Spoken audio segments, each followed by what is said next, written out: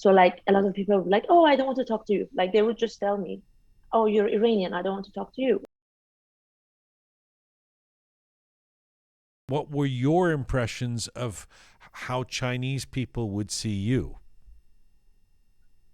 Uh, the more I learned the language, the more I realized what they think of me. Because at first, when I didn't know the language, it was easier. But as I learned the language and they didn't know I can speak Chinese, but I could speak Chinese and I could understand everything. And like the comments that when I passed somewhere, I would hear people saying about me, it wasn't always sweet, I can say, especially if they find out I'm Iranian. So what would they Like, say?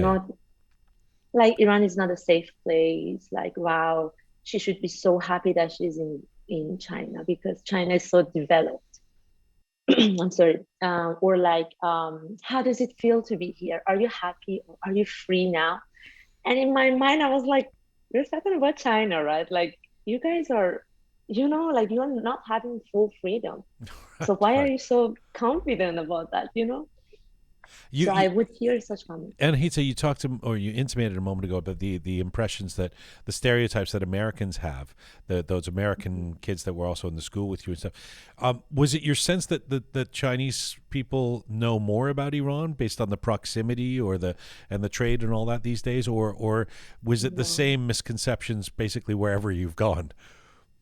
I think it was even worse because they were only believing what their government was saying about Iran. So at some point, I remember during the deal Iran had with the US, they were signing the deal. And I think Chinese government was not really happy about it. So during that time, when I was going out and I was speaking with Chinese, it was always a negative thing about Iran. Huh. So like a lot of people were like, oh, I don't want to talk to you. Like they would just tell me, oh, you're Iranian, I don't want to talk to you. Or like, oh, you Iranians are not nice people, you have a lot of war. But then when the deal was broken, the whole thing changed.